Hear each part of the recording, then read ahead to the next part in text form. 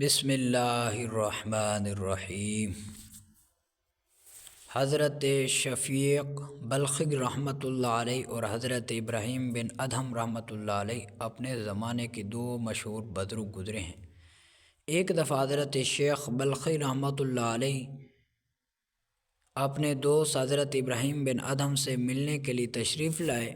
حضرت شفیق بلخی رحمۃ اللہ علیہ نے اپنے دوست حضرت ابراہیم بن ادھم کو کہا کہ میں تجارت کے حوالے سے گھر سے جا رہا ہوں، سوچا اپنے دوست سے ملاقات کر لوں۔ مجھے معلوم پڑتا ہے کہ سفر میں کئی ماہ لگ سکتے ہیں۔ کچھ دن ہی گزرے تھے کہ حضرت ابراہیم بن ادھم نے حضرت بلخی رحمۃ اللہ علیہ کو مسجد میں نماز ادا کرتے ہوئے دیکھا۔ ابراہیم بن ادھم رحمۃ اللہ علیہ نے پوچھا کہ آپ سفر پر نہیں گئے؟ انہوں نے جواب دیا کہ میں گیا تھا لیکن ایک واقعہ پیش آنے پر واپس آ گیا ہوں۔ واقعہ بیان کرتے ہوئے انہوں نے کہا سفر کے دوران میں ایک غیر آباد جگہ پہنچا اور وہیں میں نے پڑاؤ ڈال دیا۔ وہاں میں نے ایک لومڑی دیکھی جو بالکل اپاہج اور لاغر تھی۔ مجھے اس کو دیکھ کر ترس آیا۔ میں نے سوچا کہ اس ویران جگہ پر لومڑی اپنی خوراک کیسے پاتی ہوگی۔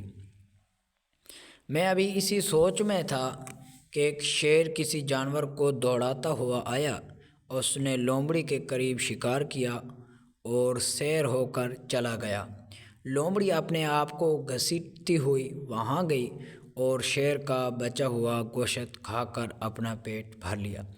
میں نے سوچا کہ اسے کھانا تو مل گیا لیکن اس ویرانی اور خشک صحرا میں اسے پانی کہاں سے ملے گا؟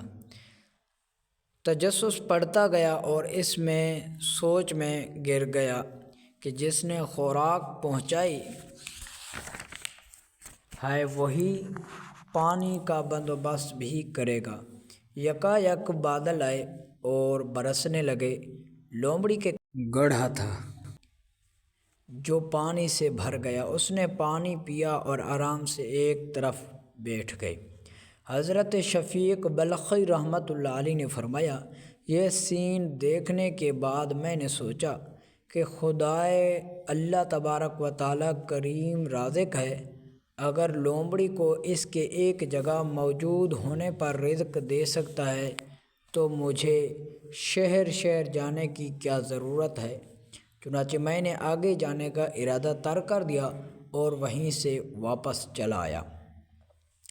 یہ واقعہ سننے کے بعد حضرت ابراہیم بن ادھم رحمۃ اللہ علیہ نے کہا، شفیق تو نے اپاہج لومڑی بننا کیوں پسند کیا؟ تو نے یہ کیوں نہیں چاہا کہ تمہاری مثال اس شیر کی سی ہو جو اپنی قوت بازو سے خود بھی کھاتا ہے اور دوسروں کو بھی کھلاتا ہے؟ حضرت شفیق بلخی رحمۃ اللہ علیہ یہ سب سنا کچھ سوچنے کے بعد ابراہیم بن ادھم رحمۃ اللہ علیہ کا ہاتھ چوم لیا۔ یاد رکھیں اللہ تعالیٰ کی ذات پاک رازق ہے، اس میں کوئی شک نہیں، لیکن اس نے تندرستی دی اور حکم دیا کہ رزق تلاش کرو، میں سبب پیدا کروں گا۔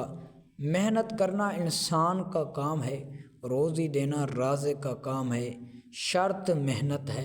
اللہ تبارک و تعالیٰ سے دعا ہے کہ اللہ تعالیٰ ہمیں اپنے ہاتھوں سے محنت کرنے کی توفیق عطا فرمائے، اور رازق اللہ ہے، رزق اللہ تعالیٰ نے دینا ہے، ہم نے صرف محنت کرنی ہے۔